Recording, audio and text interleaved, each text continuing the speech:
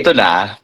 So guys, ang hindi ko maintindihan, whenever I post about Hanilet, regardless of how good the arguments are, may mga trolls talaga no na nakalock yung mga profile defending her. My recent post about Hanilet is not to mock her, not to belittle her character, but To actually make to tell people you guys if understand. Oo. what could be the Yeah. reason of the ICC uh upon barring or anong tawag yun, hindering, blocking her to go to the ICC or to visit Tatay Digong in the ICC detention. So in my previous article, what I have written is not about the marital status of Hanilet, but I wrote about the regulations of the court and regulations of the registry under the ICC. So Mm-mm. doon mo makikita na one of the reasons is yung interference sa judicial process, yung Mm-mm. sa procedure. Now, I studied the video, the recently uploaded video of Hanilet, yung kay Maharliki sa YouTube. So, timestamp 244 to 258, ang sinabi ni Hanilet is, she talked to Kaufman daw, saying na, wag yun, parang kaming anong tawag dyan, Pao? Parang i-ban Mm-mm. of talking or asking for other legal opinions. Mm-mm. That is an interference to the judicial process. Because the thing is, if that, for example, if I am Hanilet, if I talk to other lawyers, they would ask information because the first thing that lawyers ask to their client are the factual antecedents of the case. Ano ang nangyari ganito? So if it's true that Hanilet really is asking other legal opinions coming from other lawyers, ganyan. So it's an interference to the case of Tatay Digong. So Correct. ang ICC, may right sila to ban her or to block her deny her visitation right ICC detention. Now, Can I answer this? Wait lang, I Hapos. Can I answer this? yeah, First and sure. foremost, Rake, shout out, and Jim. Number one, we're not talking about this para magkaroon ng issue si Hanelet. We're talking about this because we want you to be educated, mas ma-educate kayo, kayo, kung bakit nga ang possibility na bar siya, hindi ito issue making. Kung issue making ang nasa utak nyo, there's something wrong with your thinking. We are educating you sa mga possibilities. Kaysa naman sa tanong kayo ng tanong, kung bakit, tas pinagsabihan kayo, pinag-explainan kayo, sasabihin ninyong issue. Kung sa tingin ninyo, issue to, you can go out, doon kayo manood sa kabila. Wag dito because we are trying to educate you. Yes, yes. Open your mind. Okay, balik. Go. Yeah, that is correct.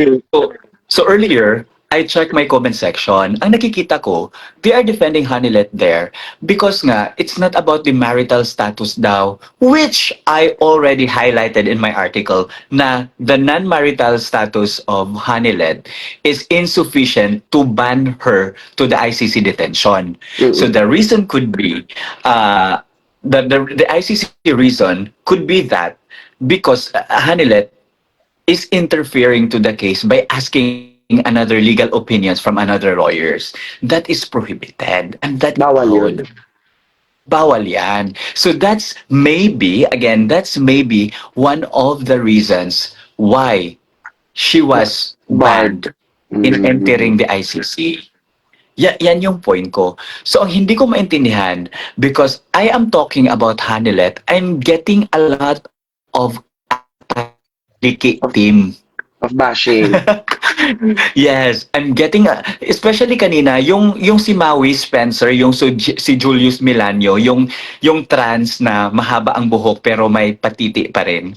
Yung 10 years na siya sa transition pero pangit pa rin. 'Di ba? Makikita mo naman yung imagine 10 years ka na nagpipills, mukha ka pa rin Uncle Red. Yung sa China na ganyan. Tapos ang ginagawa against me is yung mga ako ang nag-post ng mga thirst traps na yun. And that was 2021 if I am not mistaken. iba na ang katawan ko ngayon. Di ba, Pao? Mas lalo akong sumarap ngayon. Charot. Tapos ito pa, Pao. Itong mga minions ni Maharlika, they are making a big deal sa veneers ko. Oh my God. Ang mga tao na nag-big deal sa veneers ko ay yung mga tao na either they cannot afford the zirconia infused and zirconia veneers, 30K per tooth. There's Di ba, nothing Pao? wrong Ganyan with talaga yung mga improving your... insecure yun eh. Ganyan talaga yung There's mga nothing insecure. wrong. Kahit kanila. Tsaka libre Very yun. wrong. Tapos Diba? isa pa, Ang mga acting nila. tapos yung baklang mukhang mukhang orangutan, issue na naman pagpapaganda natin, Pao. Actually, ang hindi nyo alam, si Paulo yung mentor ko. Di ba? My gosh, tignan lang natin kung umabot sila. Ay, sa bagay, lampas na nga sila sa edad kung 40 years old, di sila na ganitong fresh. Correct. Tapos isa pa, 10 years na nag-transition, ganun pa, Botox, mag-filler, or ano pa yun. So ito lang yung masasabi ko. If you guys cannot afford beautification, then don't get insecure to those people who can afford, okay? Say hi to my live. That's my friend, Ben. Then, there's nothing wrong. Hindi ko sila maintindihan pa kasi yan na lang yung ginagamit nila against me. So 'di ba nakatatawa na ganyan. Tapos ito, may comment si Jim Dong At saka Yapon. ito pa nakakatawa. Oh, sorry. They are saying that we are all cloud chasers. Number one, nag-invite ba tayo to follow us? Sila lang man ang nood sa atin. Paano tayo naging cloud chaser, mga gag? That's correct. And number 2, Pao, cloud chases us. It's not us who chases the cloud. It's not us who chase the cloud. Cloud Diba? chases us. 'Di ba? Diba? Ano mali na ginawa natin? Sumuporta sa mga gusto natin na tingin natin magpapabago ng bansa natin. Ano masama doon? God. Tapos isa pa, Pao, may rami ako nakikitang mga comments coming from dami accounts na naka-lock, mga lock profile saying na i-unfollow ka na namin, pakialam ko. Again, pakialam ko kung i-follow nyo ako or hindi. Pakialam ko kung i-block nyo ako. I will continue to write my opinion. 20, ganyan na ako. Unapologetic ako sa mga opinions ko. Di ba, Pao? Kahit nga kaalyado, Yeah. kino-call out ko. Yes. Besh, And there's para nothing tayong wrong. lunch. Eto, Isabel Cruz, go ba kayo here sa The Hague, Tio? I lost you, Pao. I think signal problems. Nasa Okay. kasi ako, nasa island. Anyway, ito si Jim, may comment si Jim Dong Yapon. He said, Hanilet is really not helping. Mabasol yun ni siya sa all if mahimong full-blown trial ang kaso ni FPRD tungod sa iyang kabanha. Di ba, even VP Sara is the Vice President and the daughter of PRRD. Correct. Pero even if nasa media si VP Sara, yung mga information, gine-gatekeep niya, hindi niya pinapublicize, hindi siya nagsasabi. Ang sinasabi niya lang ang ni Tatay Digong, 'di ba, yung condition niya na skin and bones na lang. Ganyan lang ang mga sinasabi. But when it comes to the merit of the case, VP Sara is not discussing any of those. Right. Kasi nga bawal 'yun. Bawal talaga yun. Bawal talaga yun. Pero now, imagine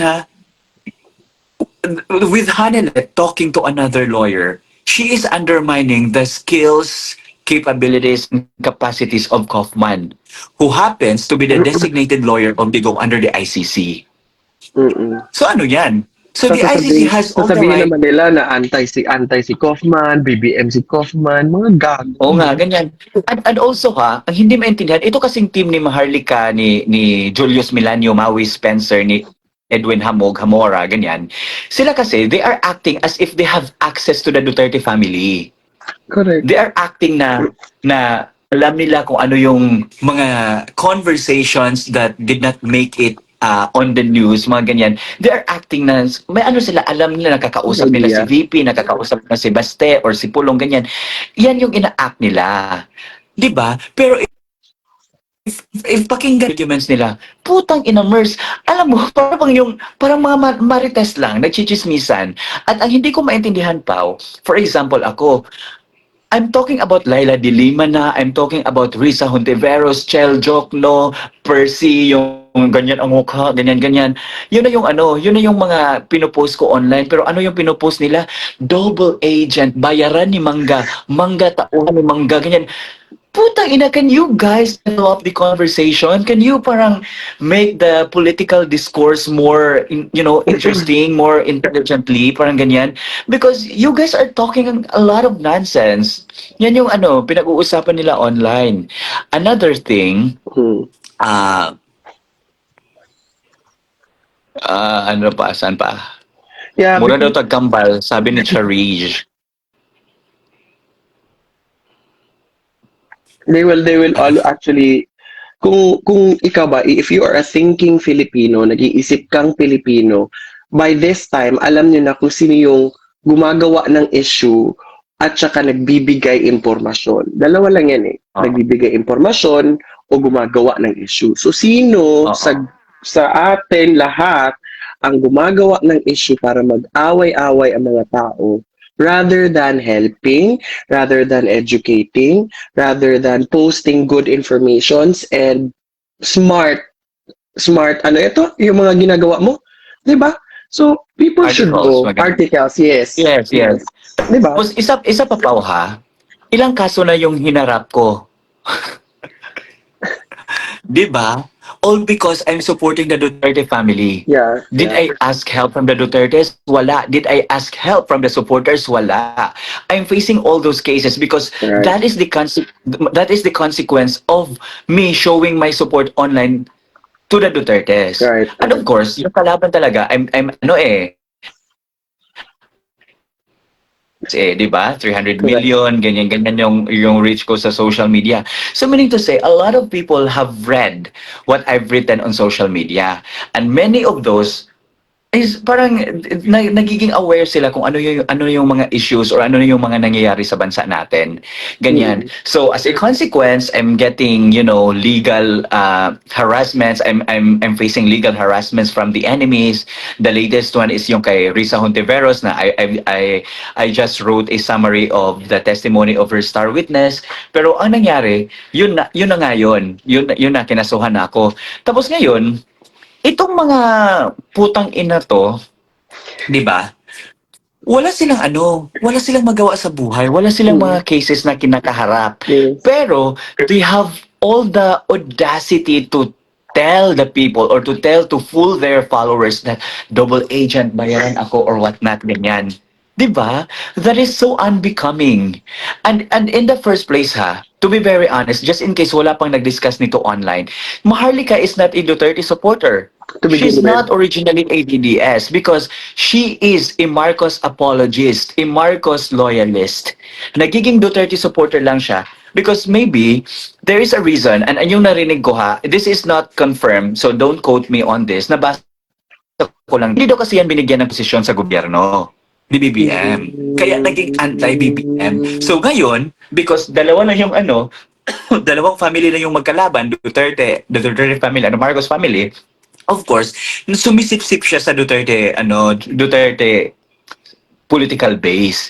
Doon siya para naman na, for example, just in case in the future if VP decides to run in 2028 for president, 'di ba? Pwede na sabihin, look at us, we've been helping you ganyan. But ang nakatatawa lang dito, Pao, is alam ni VP lahat yung mga paninira nila. Yes. And there was one time actually that VP called her out in Australia because she's been making she's been parang yung content niya is naka-center sa mga girlfriends ni FPRRD. 'Di ba? That's none of their business. Walang pakialam. Wala silang pakialam sa personal life ni PRRD because just like them, may personal life. Ang mga Duterte, we have tayo, both of us, may personal life tayo. Sila din may personal life. So yung issues nila sa personal aspects na buhay nila ganyan, it has nothing to do with the things that we are advocating for. It has nothing to do with our politics, with the policies that we are supporting. It has Yes. nothing to do with the Dutertes. But Maharlika and her minions are using that as their leverage for people to watch them, for people to view them, rage baiting. Because the moment that the moment pa na may rage, may anger na dyan, manonood talaga yung mga tao, magko-comment yan dyan. They are getting engagements. The more engagements, the more money. Di ba very wrong? And now they are shifting the conversation to the real Duterte supporters na kung saan ever since hindi talaga tumiwalag, di ba? Since mayor pa si Tatay Digong supporter na. Yes. Imagine, di ba? Tayo, mayor pa si Tatay Digong, supporters na tayo. And never tayo, we We didn't grew turn up our with the back. Dutertes. Diba? Yeah, sa mga Dutertes. Tapos sila ngayon lang biglang nagsulputan lang. Parang they are now acting as if they have the monopoly of support. Yan yung problema sa mga putang inang to. 'Di Ang ba? problema kasi dyan sa mga hayop na yan, number one is, let me just put this into context na magets nila. Kami nga na mga Davaoenos, pure-blooded Davaoenos who lived and nagtanda na dito with them, we do not even talk about their private lives. Because number That's one, correct. hindi naman namin tinitignan kung ano yung private life ninyo. Ang tinitignan namin dito, yung trabaho, yung how you deal with us, and how are you able to put projects for the masa, which they gracefully, grabe kaganda ng pagkagawa. That's why maintindihan nyo bakit ang mga Bisaya are very die-hard supporters. Because we saw everything na gawa nila. Hindi naman yun na parang, love lang namin ang mga Duterte, gusto lang namin sumuporta dahil Yeah. sabay sa tama, Diba, ganyan. diba? Because pag ganyan lang, blind fanaticism yan. And we are not fanatics. We're not We are fanatic. crediting the Dutertes of all the good things they've done, not only in Davao City, but in the entire Philippines. Correct. From being a mayor to being a president, now VP Sara being the vice president, with Mayor Baste now acting as the mayor of Davao, parang Davao, ganyan. So, those are the things that we are crediting the Dutertes for.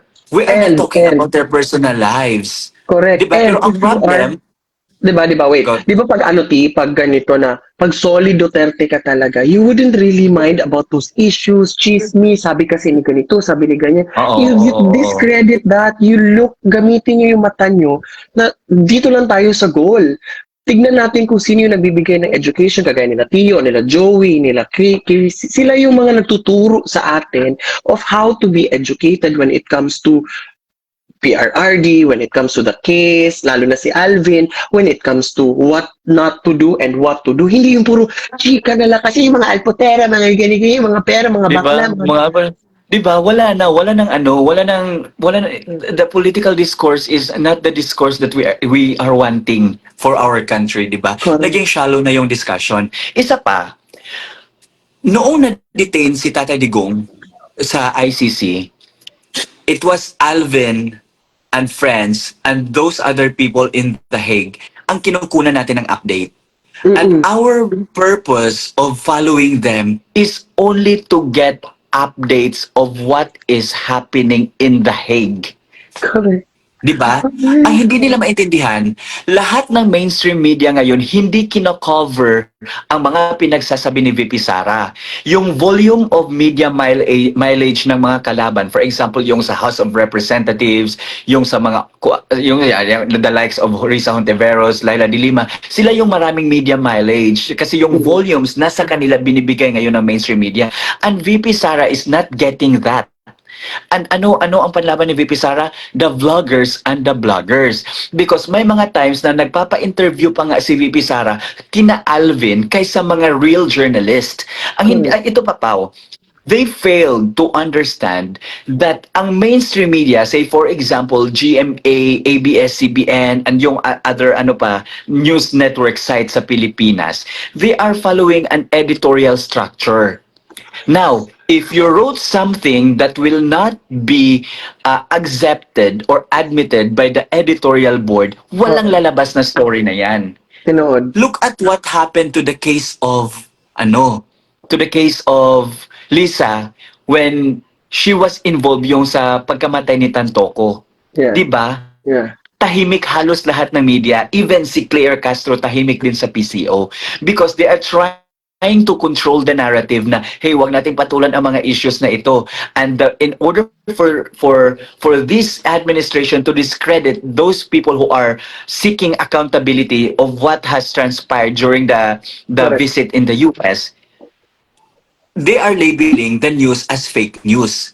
And dapat sana, 'di ba? Ang dapat sana, because for example, halimbawa lang, kung may proof talaga sila maharliki and yung team niya, because they are ano parang they are acting as if sa kanila nang galing lahat ng information sa issue na yan eh. So if they had the solid proof sana, they post it online and challenge the narrative of the mainstream media. Correct. Kasi na-fact check tayo, ang sinabi ng mainstream media, that is wrong, that is misleading, that is fake news because it did not happen. The report did not even indicate the name of Lisa Marcos na included siya or she was there. But, di ba, Correct, most of correct. Tama us, yan. if not all, are seeing, papers or documents Correct. stating the name of Lisa Marcos. Now, if yung mga nandun sana, for example, kasi they are giving the credit to a certain Dean Chase, Dean Chase, yes. yung kalbo, 'di ba? Ganyan. 'Di ba binibigyan nila ang credit sa kanya. So, yan yung reason why I sent a message to Dean Chase asking Oh, you whether did? or not totoo yung pinupupos nila because ang masisira ang Duterte supporters. Because easier lang yan for the Malacanang to label us na, kayo talaga ang punot dulo ng fake news na ito because you can't prove na nasangkot talaga si ano. Because nga, gini-gatekeep din nila ang information. Now, why am I saying this as an example, Pao? Because during the very first day na dinala si Tatay Digong sa Dahig, it was Alvin and yung other Filipinos ang kinukunan natin ng update. And Correct. Alvin and other Filipinos there, I'm giving all the credits to those who help spread the information ang ganyan. They are very transparent. 'Di ba? Nagla-live sila. When they interview Kaufman, naka-live yan. They cannot edit the narratives or the things that are coming out from Kaufman's mouth. Naka-live eh. Ganyan. Ganyan. Because if transparent lahat, makikita natin, or it would be the Filipino people, the Filipino populace, who would weigh whether or not paniwalaan natin ang taong ito. It's okay, friend. It's okay, just say hi. It's okay. Say hi, magpakita ka. Hi, that's my friend. Yun. So ito yun. Now, nung pumunta si Maharliki sa Dahig, di ba biglang nag-away-away? Kasi Lahat. nga, kinakalaban nila si Alvin. Because Alvin, very transparent. Siya, doon nanonood ang mga tao eh. Kinakalaban na nila si Alvin. They want to eliminate Alvin in the equation para sila lang ang tingnan ng mga tao. Diba? Paano sila paniniwalaan ng kapwa DDS na kung saan gini-gatekeep nila ang information? Again, ang example ko, yung police report about Lisa's case. If it's true that they are able to, secure a solid evidence against Lisa Marcos, post it online para naman ma-challenge natin ang narrative ng mainstream media, but they don't. They don't. Natatawa nga Ang ako nila kay... sa atin, Pao, sandali lang, Pao. Ang lamang lang nila sa atin is strategic yung location nila. It happened in the US. Easier for them to get input or to get facts from the US. Correct. Diba? Sa atin mahirap. We're just waiting for them because we don't have access in the US. Correct. Pero ano ang ginagawa nila? Instead of debunking the narratives of the mainstream media, they are attacking Duterte supporters who are in any way helping out the Dutertes spread the message online. Yan yung problem. Correct. Tama. And I agree. Shout out ko muna si Vanessa Anoos Javier. Thank you for the stars. At lain pa ito, Apaw. Oo. Katong bayot nga katong bayot nga kamukha ni Red Uncle, big deal pa sa iya, nanghihingi daw ako, nang susulisit daw ako sa mga followers for my pampaganda. Huh? How shallow they become now, di ba? You know, Hindi nila tanggap na barkada natin ang aesthetic doctor. Yes. Di ba? Yes. Pwede lang tayo Bihira. magpunta sa clinic. O ito, ano muna, lemon bottle mo muna itong double chin ko, ganyan-ganyan. And Yan let yung me hindi nila quote on this, maintindihan. ha. Ito yung Palibhasa, wala sabi, silang connection. let me quote on this. Ito ang sabi ng doktor na barkada namin. They're doing this for us. It's a way of their thanking us to fight against the administration, the bad administration. So that's yung point nila. Nagpapaganda kami. Hindi kami gumagastos. It's their way of saying, sige na, higa kayo. Thank you. Next. Ito ha. It's them. It's them who reach out to us. It's not Correct. us who befriended them, right? At saka hindi naman natin kailangan mag-explain. Number one, trabaho kasi nila talaga na pag-away-away lahat ng mga tao. Kung hindi ka ba naman isa't kalahating bobo, kung hindi nyo pa nagigets ito, number one, una nilang inatake si Alvin. Pangalawa, si Ate Jazz. Sunod, si pa yun, si Jaira. Then sunod na, then tayo. And then after, si Kaufman na ngayon. So sino-sunod nila aawahin? Si VP na? Yes. Isa pa ha. Si Kaufman, maraming pinanalong kaso sa Dahig, sa ICC. Diba? Pero itong mga putang inang ito, hindi nga nagko-qualify sa law school. At least ako, they are using it. Kasi ngayon, di ba, alam mo naman ang reason why I stopped law school because of my job na always ako nagtra-travel, di ba? Yeah, Tapos yeah. face-to-face, wala, hindi hybrid ang law school namin, dapat face-to-face. So, I stopped. Yan na lang yung choice ko para makakontinue ako mag-work. So, I stopped muna. Pero, binigdeal nila yan, Pao. Kasi daw, hindi daw ako nakasurvive, naging dropout daw ako sa law school. I mean, I can always go back anytime I want. It's just that I need to work. 'Di ba? Hindi lang naintindihan niya. Tapos yung mga tao pa Pao who are belittling me because I stopped sa law school. Ito pa yung mga tao na Pao, hindi nga qualify sa law school. Wala kang degree. Alam, you know what I mean? Hindi ko nga makita yung license niya sa PRC. Yeah. Maybe it's the hormones. Feeling ko yung pills na tinitake nila is expired. Feeling ko hindi na nagwo-work talaga yung utak nila because wala ng vitamins. And you Alam know, mo yun? Parang ganyan. ko na parang hindi ko nagigets na meron talaga nagfa-follow sa kanila na hindi mo alam kung nag-iisip ba. Kasi number one, kung normal ka na tao, I would use my brain of thinking, sino ba ang nag-educate sa atin? Sino ang nagbibigay ng right information? Sino ang tumutulong sa atin with VP Sara? At sino ang nagbibigay ilaw sa atin sa kadiliman? Etong mga to, they just do is give darkness. At may nagfa-follow talaga ng mga supporters, even if puro chismis, puro away, puro intrigue. Oo. Alam mo yun, parang meron palang ganung tao. Pero Pao, if you study those people who are commenting sa mga pages nila, locked and newly created accounts. So that means troll farm yan. Meaning, may budget sila for troll farm just to peddle their narrative. So ang tanong ngayon, sino ang nagfa-fund for them para ma-release itong troll farm na ito to defend them and to attack those people they are attacking online? Diba? That should be the first question. Sino ang nagfa-fund sa kanila? Now, secondly, tama yung sinabi mo kanina. They should focus on, this information dissemination or educating the Filipino people or those people who are following them, their readers and others. But what they are doing is they are attacking their fellow supporters. Ask the intention. What is their intention of attacking the other Duterte supporters who are showing support in different ways? Answer? They are funded to do that. Yan. Oo, feeling ko nga. I think magigets mo naman kasi kung like I said, I wanna go back.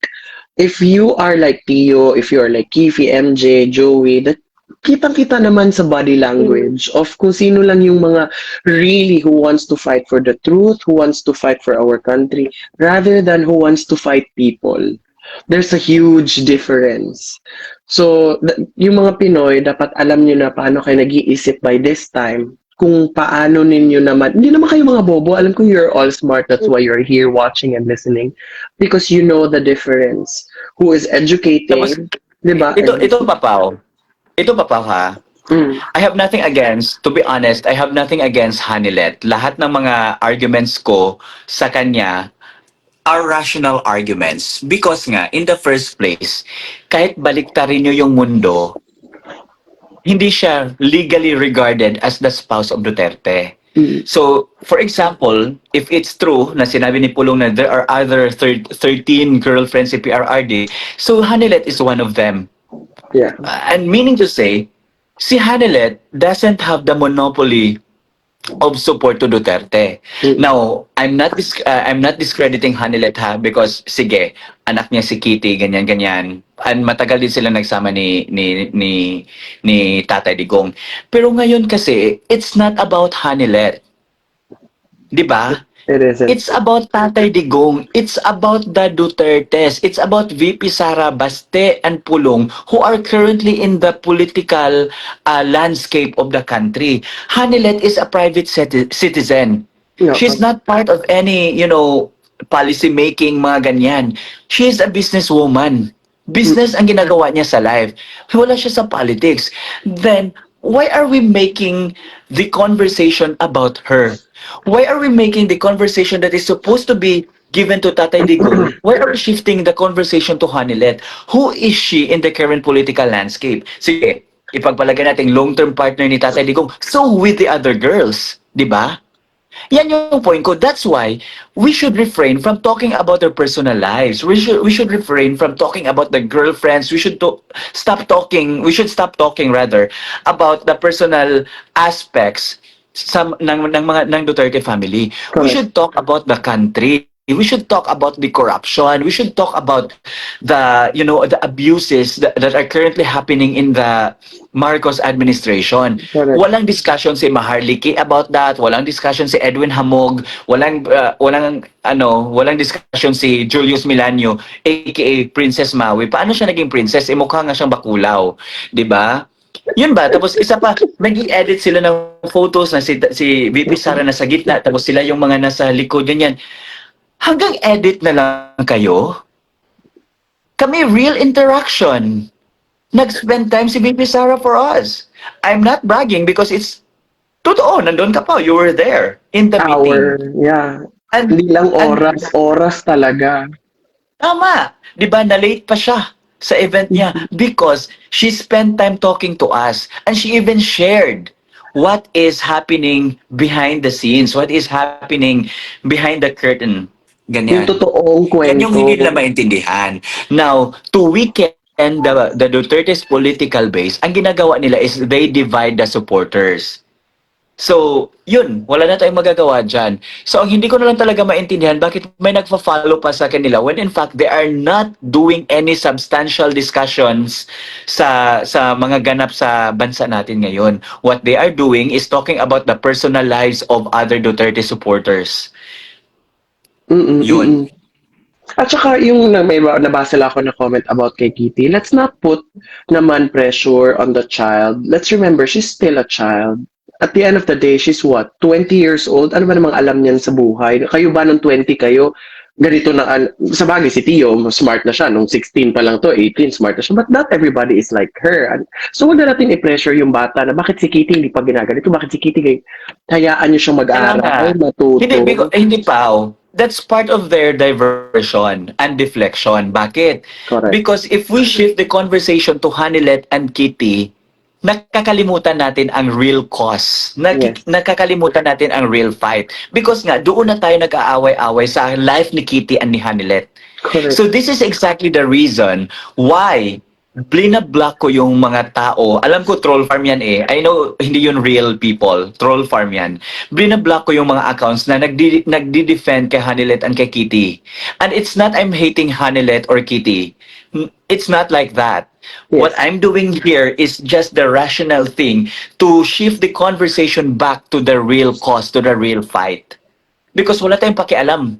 Mayaman na yan si Hanilet, mayaman na yan si Kitty. Yung Birkin bag niya, yung mga gamit niya, buhay na natin yan. Correct. Ganyan. So wala nang ano sa kanila. That's why hindi na dapat yan sila i-include natin talaga sa conversation because they are private citizens. Private citizens. Wala Let's silang talk ginagawa about sa politika ngayon. Let's talk about VP Sara, Yes. let's talk about Pulong, let's talk about Baste, ang Tatay Digong because sila talaga yung involved. Yes. Sila yung ina-abuse, sila yung hinaharas. Yes. 'Di ba? Parang ano na lang yan ba? Parang galamay na lang yan nangyayari kay Kitty and kay Hanilet. At in Ganyan. fairness sa administration, ang galing nila makahanap ng butas para mapagtakpan ng isang topic. For example, kay Lisa, imagine mo, kakaputok pa lang ng issue niya, gumawa agad sila ng tactic para mapakalimutan. Ginawa agad nila yung Baste Torre issue para makalimutan yung Oo. issue ng Coke ni Madam. So, Oo. para ang bilis, no? Ang galing ng mga Oh, quote mo. ito pa, Pao. Thanks for bringing that up. Why? Because, di ba ako, I posted about Torre. The moment na nakabalik ako sa Facebook, I posted about Torre. Di ba? Nag-viral yung post ko eh. Ganyan, yung mga sinulat ko about Torre. Pero alam mo ba, Pao, if you look at the accounts of Maharlika, if you look at the accounts of Edwin Hamora, walang masyadong discussion about Torre. Yung boxing PR stint niya and everything. What they are discussing really, life ni Joey, life ni Crisette, life ni MJ, life ko, ganyan. Ano bang pakialam niya sa personal life ko? Diba? Kulang My na lang po, God. isali nila life mo. Hindi lang kaya isali ang life mo kasi wala kang ano pa, wala kang pour.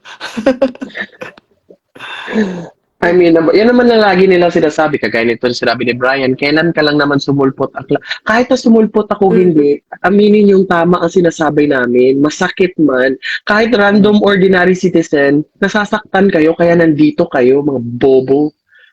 That's correct. Tapos, Pao, if that is the basis lang pala of showing loyalty, edi hindi talaga sila loyal. Correct. Because in the first place, ngayon lang naman yan sila nag-iingay.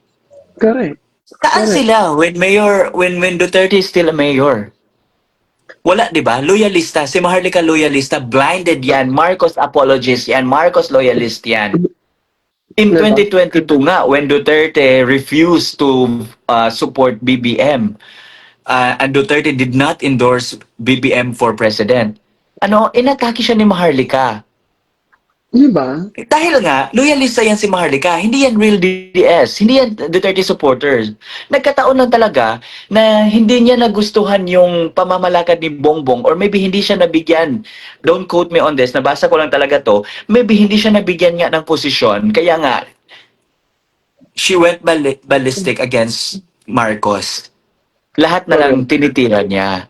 Tapos ito pa ha, Tsaka, wait lang, sayang yung mga efforts, kagaya nito ni Brian, sayang yung efforts ninyo of putting hatred words towards us. Because number one, at the end of the day, wala kaming pakialam sa'yo. Pangit ka na nga, mukha ka pang sinampalukang satanas. Wala kaming pakialam sa inyo. At the end of the day, we're still gonna be solid. We're still gonna support PRRD. Sabihin nyo na lahat. You can call us gay, you can call us mukhang pera. And at the end of the day, we are still going to fight for PRRD. We don't care. you know what, Pao? When I started posting my editorials, my write-ups online, I've been getting a lot of expletives, vitriolic attacks from different people. Before, ang kalaban ko lang talaga mostly is mga kakamping. Sila lang yun. And wala naman talaga, talunan yun sila eh. So, hindi, they're less of a worry. Parang ganyan. Wala kay So Quezon. ngayon, ang hindi ko lang talaga maintindihan is yung mga nagpapanggap na Duterte supporters. When in fact, na background check na po sila ng mga Dutertes. Na hindi pala talaga sila real DDS. Hindi sila Duterte supporters. But still, they still have the audacity to act as if sila yung mga real supporters, parang ganyan. And hindi nila naintindihan yan because they really thought, Pao, na what they are doing is helping out the Duterte family when in fact they are not helping at all. Yes. Yan. That's right. Sabi dito, sabi pa ni Brian, pangit mo nga nagkapera kayo. Pagandahan pala to dito, hindi ko alam. No, hindi ako pangit. Ang pangit si Maharlika ever since. Pangit yung Maui Spencer, yung Julius Milanio. Kahit tingnan, 10 years na yung nag-transition, Uncle Red pa rin yung mukha. Tingnan nyo. Diba? Ako, 3 months pa lang. Tingnan nyo yan, hugis-bigas bigla. Thank you, Laxmed. Diba? Thank you, Laxmed. And thank you, Dr. Roy, for our ngipin. Correct, 'di ba? Nag-comment pala si Ben, sino daw gumawa ng mga ngipin natin, Pao? Of course, that's Sabi niya, Arcidental. solicit Nasa story ko, mo. tingnan niyo yung story ko, nasa Arcidental lang. Arcidental lang. So, Number 1, Brian if you De guys Los are from Santos. Davao and you want to Pao, sandali lang, Pao. Sinabi pa nila, Pao, sobrang laki daw ng ngipin ko. Putang ina, bobo. Wait, alam mo Brian, if you think na sinasabi mo nag-solicit kami, do you really think the Vice President of the Philippines will take hours talking to us if may mga bahid kami ng kasamaan sa katawan? Do you really think the Vice President, kung sinasabi mo nag-solicit kami at bobo kami, so sinasabi mo si VP bobo din dahil nakipag-usap sa amin, dahil binigyan na kami ng oras because we say the truth? Gago. 'Di ba? Ganyan. Hindi pa, ano yan? Ano nga yan? Ano yan? It's it's a it's a narrative coming from one person lang. Tapos binibigay lang yan sa group nila. May group chat yan sila. Nakapasok diyan mga dummy accounts, mga troll accounts, ganyan ganyan. Ganyan. So isang tao lang ang nag-feed ng narrative sa kanila. It's a feed narrative yan ang ginagawa nila. So, yan yung sinabi ko sa may makikita kang pag may makikita kang diyan, yung for example, iba yung context ng post mo, tapos iba yung sagot. Troll farm yan. You block that account. Wala, hindi yan Ako, kahit 5 na lang yung natirang followers ko, okay lang. I will continue to write. I will continue to call out those people who I wanna call out. Wala akong pakialam talaga. 'Di ba? Wala talaga akong pakialam pa. I started with 1,500 followers lang. But Correct. I continue writing about my opinion sa mga certain issues na nangyari sa bansa natin. And look at now, I have 400,000 followers, solid followers yan. Walang madami accounts dyan. Yeah, correct. Makikita mga real people yan, ganyan. Organic, organic account yan. So ito yung nakikita ko. Yung mga tao talaga na yung mga tao talaga na matalino, those people who are using their brains to think rationally of what is happening in the country, sila yung magsistay. So yung mga people na magsasabi, i-unfriend ka na namin, i-unfollow ka na namin kasi inaaway mo si ganyan, iniintriga mo si ganyan. Wala kaming pakialam. Kahit na i-end nyo pa yung life nyo, wala kaming pakialam. Di ba, Pao? We care about our we care about our own lives. We don't care about your lives, guys. So, stop going to our comment section and tell us na hindi ka namin i-follow, i-unfollow ka na namin. Again, wala kaming pakialam. Kahit nga magpulkog kayo dyan, kayong lahat, wala kaming pakialam. Oo, at the end of the day, it's between me and PRRD and me and VP Sara. It's not between me and us. At the end of the day, we're just like any other supporters who continue to fight for the truth and who continue to fight for our country. Kahit sabihin nyo na gusto nyo sabihin, at the end of the day, like what Tio said, we really don't care because we will still continue. At saka ano ba pakialam nyo sa mga namin, sa stand namin? Inimbita ba namin kayo dito? Inimbita ba namin kayo manood at mag-like? Sasabihin nyo sa amin, feeling mga feeling ganito, ha? Kailan? Pau, tingnan mo tong dami account na to. Pangalan niya Karyata Ko. O di ba may tao bang pangalan, may Pilipino bang pangalan Karyata Ko, di ba? Ang sinabi niya, attacking Hanilet and Kitty is also attacking PRRD indirectly. Isip-isip mga DDS. How come? How come? Di ba? Kawawa ang mga magulang nila, hindi sila nakalaki ng maayos. At the end of the day, naaawa ko sa mga parents nila because their parents might have not, hindi nga nakabigay ng mabuting asal sa mga kapatid nila. Kawawang nanay. Magkano na-solicit ninyo sa mga OFW? Na-solicit namin sa kanila pag-ibig, trust, friendship. Pao, wag mo na yung sagutin, Pao, because ako na talaga ang magsasabi nito. For sure, may mag-screen record nito, so dapat maganda tayo, Pao. Ito yon. Wala kami sa listahan ng Office of the Vice President sa mga OFW, sa mga taong namimera sa mga OFW. Again, uulitin ko, wala kami sa listahan ng Office of the Vice President ng mga taong namimera sa mga OFW. And alam namin kung sino yun, sinong groups yun, ang mga namimera sa OFW, and alam yan ni VP Sara lahat. Ayan na. Gusto nilang i-vulgar sila ganyan. So, ayun na. Sige, Brian, kung hindi ka pa na-kontento, pumunta ka sa any OVP outlet o satellite office, magtanong ka doon. Yes, tanungin mo kung may namera ba si Paulo or si Tio Moreno. Yan, tanungin niyo yung OVP. Pero punta kayo sa Mandaluyong, yung sa office talaga, yung main office ng OVP. Tanungin niyo sino yung mga namimera. Doon niyo makikita talaga na ang dami nagpapanggap na mga groups. Tignan natin kung sino sa atin ang double agent. Punta kayo doon, bukas na Correct. ng opisina nila sa buong Ang hindi kasi nila Pilipinas. naintindihan pa, ito kasi sila Maharlika, sila Maui, alam ko kasi walang access yan sila. Wala yung access sa office of vice president. Wala nakakakilala sa kanila. Ngayon lang sila nakikilala because nga, yung mga intriga nila. Of course, di ba?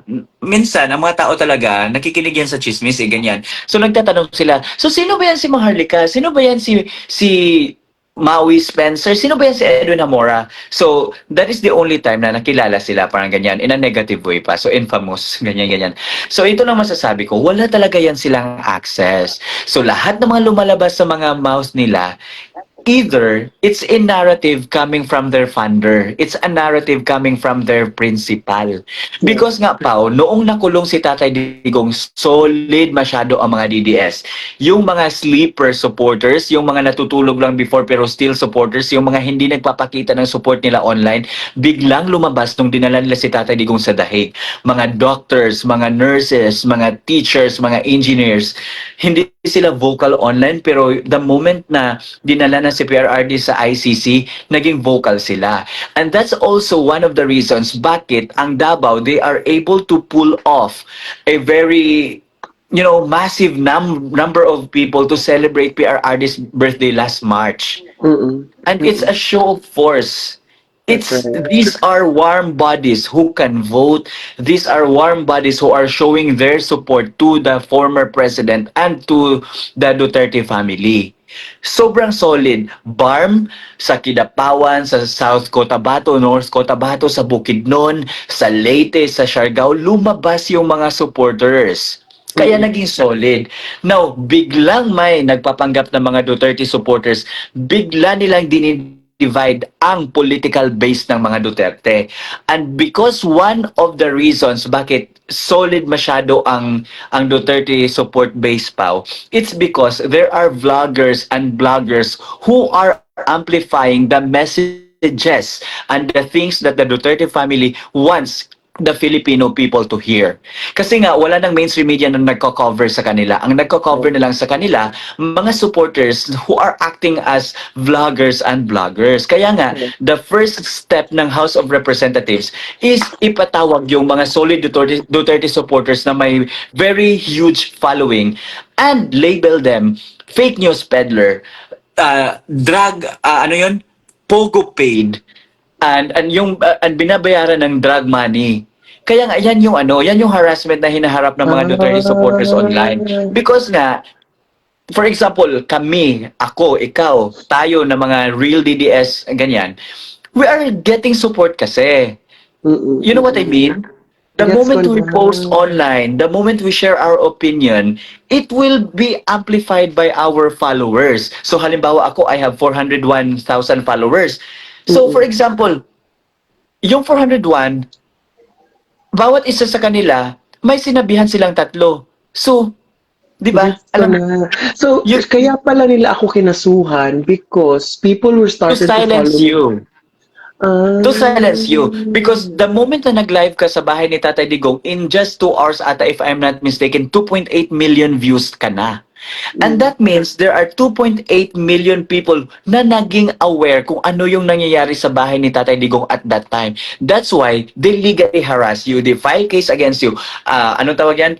What Cognitive groundless dissonance. case against you just to silence you, just to intimidate you na, hey, stop doing what you are doing now. We will file a case against you. Yan yung ginagawa nila. Tapos nakita mo yung pattern. Una, because the TRICOM is unsuccessful of citing in contempt the DDS vloggers and bloggers, yung mga Duterte supporters. Ang kinakalaban nila, okay, gamitin natin ang the same anong tawag dyan, the same tactic. Because these people are in social media, hanap din tayo ng mga people on social media na i-attack sila. question their credibility, ganyan, Right. para naman mahiya sila. Ilabas yung mga, imagine na, even my thirst traps, big deal sa kanila. Eh, ako nga nag-post noon. Marami pa yan sa Instagram. Alam mo, Instagram ko pa, di ba, ganyan? Di ba, ako nagni-naked ako sa toilet, nagpipicture ako because I have the body and I don't care about your opinion about me.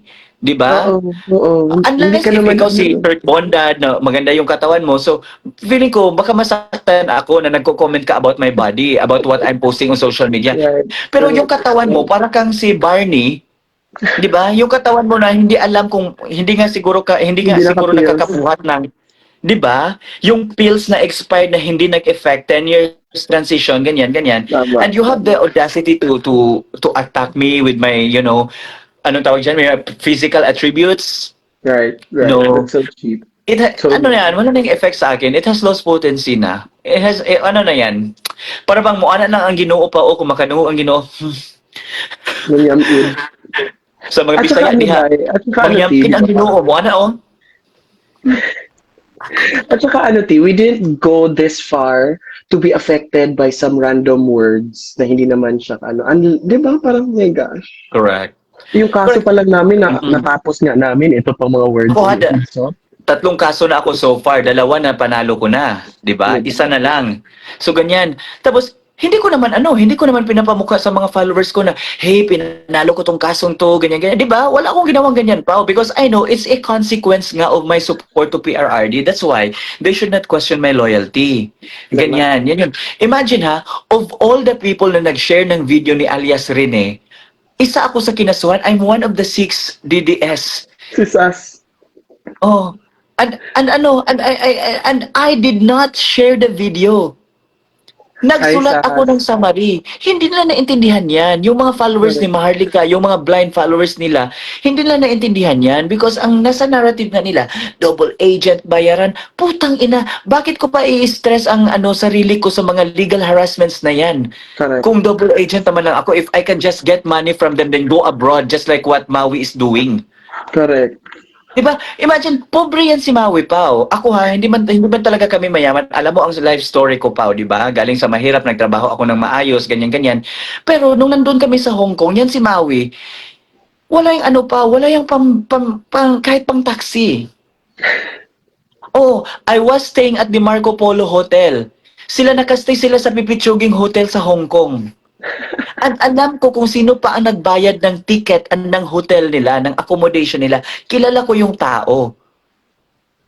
Kasi yung tao na nagbayad niyan, tinulungan ko pa siya, kinonect ko pa siya sa isang businessman dito sa Davao para yung business niya, may partnership sila.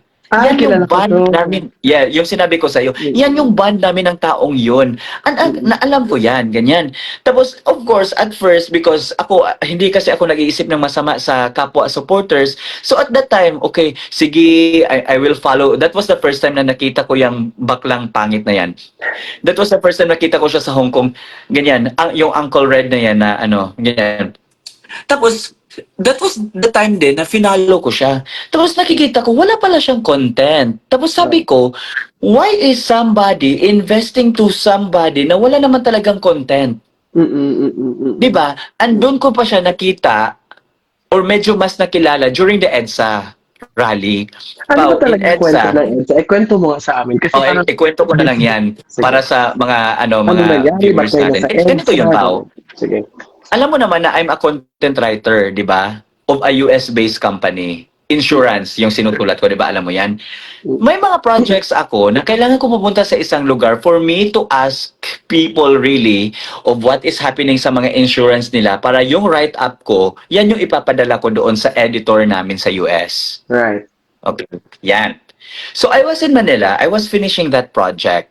And when I was in Manila, that was also the time that Zulaika Lopez, the Chief of Staff of VP Sara, was detained by the House of Representatives. Yun ang mga story. And because they were trying to transfer Attorney Zulaika to the Women's Correctional, di ba nagkaroon ng mga rally-rally? I was there. Ako yung nag-video. Actually, yung video ko ang ginamit ni VP Sara as part of her evidence noong ginanyan yung ano ng, 'di ba? Kasi kinasuhan siya ng pulis ng direct assault daw to authority, ganyan. Yung video ko ang ginamit ng OVP. Kasi klarong-klaro sa video, nasa likod ako ni VP Sara at that time. Ako yung nag-video na kitang-kita talaga na ginanyan ng pulis yung parang cover ng van kay VP Nakita Sara. namin yun. So yan yun. Yan yung contribution ko. 'Di ba, imagine, and I'm doing that for free because I was there for my work. Pero nung nalaman ko na hinaras sila, pumunta talaga ako doon. For the So love nakita ko, pumunta ako sa Veterans Hospital, pumunta ako doon. Ganyan, yan yung story. And VP Sara is so thankful na ganyan yung effort na binibigay ko sa kanila. That's why nga, kinausap niya ako last December. May mga personal talks kami ni VP Sara talaga na kami lang yung nakakaalam. And yan na yun. I'm not bragging this. Alam naman to nakikita naman, mga pinupost naman akong video and pictures. Ganyan. Yeah. So, yun na yun. Pero ito na yung sa EDSA. Ang sa EDSA, Pao, pangarap ko kasi makakita ng protesters. You know what I mean? Kasi sa Davao, di ba, ang nagpo-protesta lang 10, 20 people. Hindi ko nakikita yung parang group of people na nagsashout na ibagsak, mga ganyan-ganyan. So parang na-curious ako. So sinabihan ko, sinabihan ko si Joey, yung isa pa naming friend na si Rain, and yung isa pang friend namin na from Department of Tourism. Sinabihan ko sila, Kuya, punta tayo sa EDSA, ganyan-ganyan. And nung pumunta ako ng EDSA, Pao, ang nakita ko lang, ang nahagilap ko lang doon si MJ. Ate MJ. Si MJ, sabi niya, Tiyo, kawawa naman sila, walang kinakain ng init-init. Tiyo, wala silang water. Sabi pa ni MJ. Sabi ko, Miss MJ, wala pa akong lunch, kain muna tayo. So kumain kami ni MJ. Sabi ni MJ, hindi ko talaga kayang tingnan yung mga supporters, mga Duterte supporters, ganyan-ganyan. Pwede mo ako samahan, mag-grocery tayo. Sinamahan ko si MJ. Nag-grocery kami, Pao. And si MJ actually, I'm not defending MJ ha, I'm just telling the truth. Si MJ actually is one of the first few people na nagpadala ng food. Yeah. So I posted about it, tumulong pa yung husband ni MJ pang-distribute. Kasi po, alam mo yung feeling na pagdating mo doon, parang pag ganyan ang mga tao din lang hingi ng water, kahit candy, binibigay mo isa-isa sa kanila just for them na isa-isa mo silang mabigyan. Ganyan. Candy ha? Candy yan. Imagine, nakakabusog ba yan? Ganyan. Pero yan yung awa, Pao. So I posted about MJ giving food and water sa mga protesters. Tapos, Pao, to be very honest with you, may mga people talaga na they are insisting to send money sa akin. For help. Tapos, yes, for help. At first, dinidecline ko sila kasi sabi ko, hindi pwede ito, baka gamitin against VP Sara, ganyan-ganyan. Pero I talked to one of, the people sa OVP. Sabi ko, may mga supporters na gustong tumulong, ipadala ko na lang sa office ninyo, ganyan-ganyan. Parang i-course through ko na lang ba, parang ako na lang yung maglabi sa mga taong tumutulong, ganyan.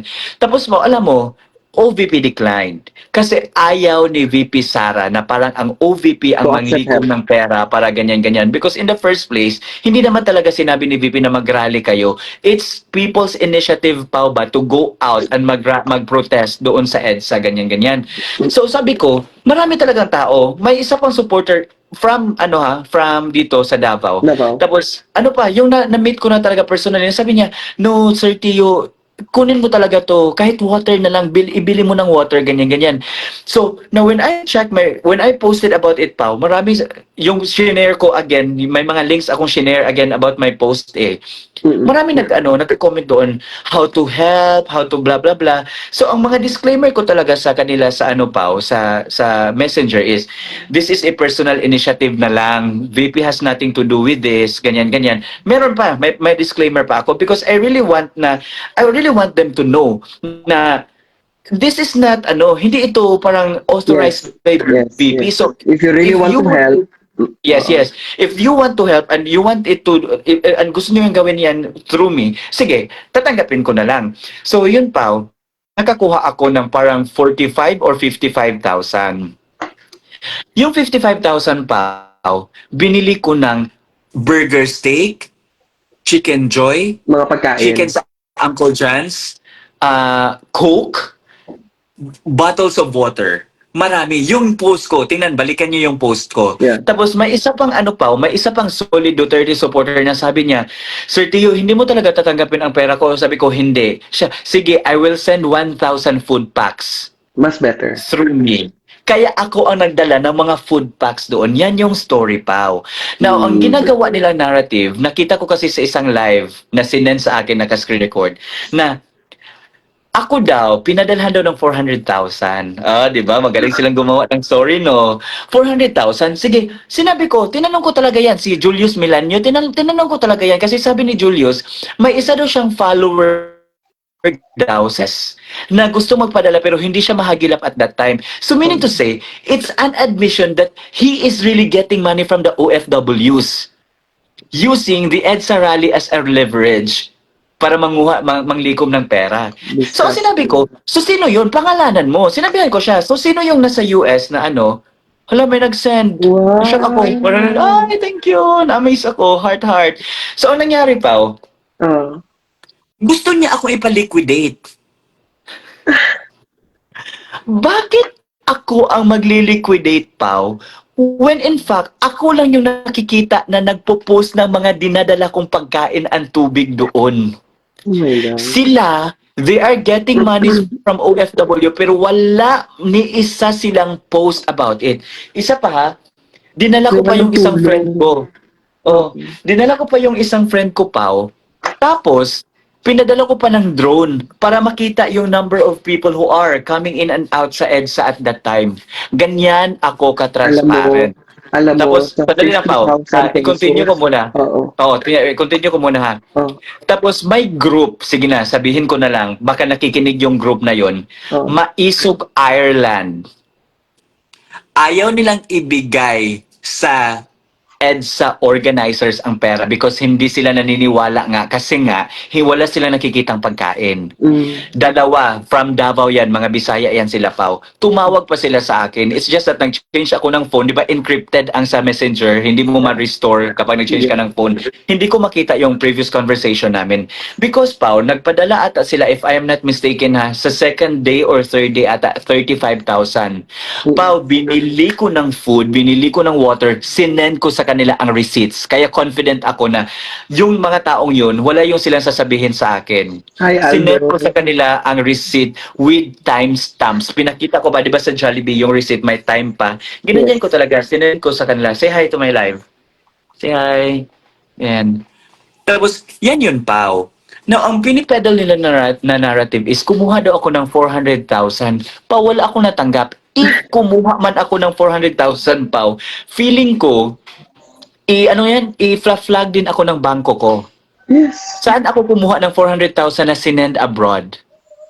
Wala naman akong anong tawag dyan, di ba, yung remittance na for example, an OFW family na nagpapadala monthly. Wala akong ganyan. So, pwede akong i-flag ng bangko. None of my banks ever flag me for getting that kind of amount. Tapos alam mo, question ko si Julius Milanio aka Maui Spencer na naging EDSA People's Rally organizer. Alam mo ba ang ginagawa niya, Pao? Ipakita ko daw lahat ng liquidation, yung mga natatanggap ko daw sa GCash daw, yung dapat daw may screenshot. Bakit ako? Bakit parang kasalanan ko pa is, number one pa, wala ako sa listahan ng OVP sa mga namimera sa OFWs. And alam yan ni VP Sara. That's so low. Diba during our that's so low. Alam ni VP yan. Alam ni VP yan. Naalala ko, we were talking about it. At saka second of all, sa 50,000 pesos na hawak mo na pinadala sa'yo, kulang pa yon sa dami ng mga taong nakita namin sa video, as a matter of fact. Correct. Tapos, ito pa, Pao, ha? Isa pa, Pao, ha? Alam to ni Joey. May tao na nagsabi, daw ako ng parang 45, hindi. 200 pairs of minute burger. So kung 200 pairs, 400. So 400 people na yung mabigyan. Di ba? Ganyan. Ang ginamit ko pang sasakyan, ang sasakyan ni Rain, yung kaibigan namin. Nasa picture pa, yung bago kong yung mga links na pinost ko, yung sasakyan na yun, kay Rain yun, nasa likod ng sasakyan. Sabi pa nga ni Rain, Day man yung tawag niya sa akin, sabi niya, Day, mabaho na gud akong sakyanan day kay tungod sa burger ba kasi marami pa 400 pieces of burger yung Imagine mo. dinala ko ganyan. No, sorry if I am not mistaken, 400 pairs. So 800 800. burgers. Yan, minute burger. Tapos pa tinatawanan nila kasi burger lang daw. Ay, hindi nila naintindihan pa. Grabe pa, maraming rallyista ang naging happy when I was there. Kasi parang nakakain sila ba? Kasi nga wala nga pagkain. Wait lang, tinatawanan nila. Anong ambag yun? Tinatawanan nila kasi nagpadala lang daw ako ng burger. Ang hindi nila alam, tao yun na nagpadala na gusto niya minute burger. Tapos isa pa ha, Angel's Burger ang isa minute burger. Kasi yung Angel's Burger pa, isa lang pala yung tagaluto nila, no? Kailan pa Tapos- nakakatawa ang pagtulong? Exactly, yan yung point ko. Yan na yung pino-point out ko dito na kung yung mga followers natin or yung mga tao na nagbabasa sa mga post nila, kung nag-iisip sila ng maayos, paano nakatatawa ang pagbigay ng burger? Yeah. Saan ka makapulot ng burger daw? Sa daan? Di ba?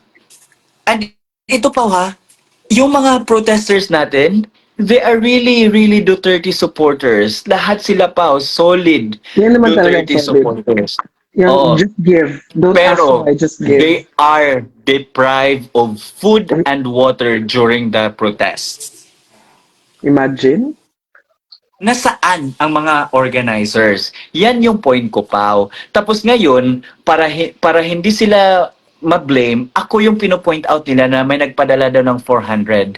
Nasaan? Sabi ko po, Saan yung nasaan yung 400? Sino Sana nagpadala? nga may 400. Sino Exactly. nagpadala? Sabi ko, name names, pangalanan nyo, i-mention nyo para i-contact ko yung tao if it's really true na nagpadala siya sa akin ng 400,000. Yeah. Name it. Diba? Sino? Hindi, tapos wala silang ma-mention kasi pag ma-mention, i-report ko talagang tao na yan sa OVP. For example, sabihin nila, oh, it's Paulo Te na nagbigay ng ganitong amount sa'yo, ito yung proof niya. Kasi i-report ko talaga siya sa OVP, Pao. Kasi nga, ganito yun, Pao. Sinasabihan ko talaga kasi nga gusto ko, just like what Chrisette and MJ is doing now ba, na may nagpapadala ng mga support for flood victims pero pinapadala nila sa Disasters Operations Center ng OVP. Pero yun is safe yun kasi nga ang OVP has a program na Disaster Operations Center. Pero pagdating sa mga rally, walang program ang OVP na yan dahil bawal yan. Correct. Tama si Aldo. Dahil Sabi ni sasabihin Aldo. niya, dahil sasabihin niya ng mga kalaban na si VP talaga ang nagpatawag. VP is exploiting her supporters to rally behind her back para lang sa ganito, para ipagtanggol siya ganyan. Walang ganyan ng OVP, pero ang ginawa ko pa, alam yan ng mga taga-OVP, hindi ako nagsisinungaling, alam yan ng mga taga-OVP. Correct. Sinasabi ko pa, pwede sa inyo ko na lang ipasend. Kasi po, bakit ako pupunta sa rally? In the first place, hindi ko nga alam saan yung EDSA.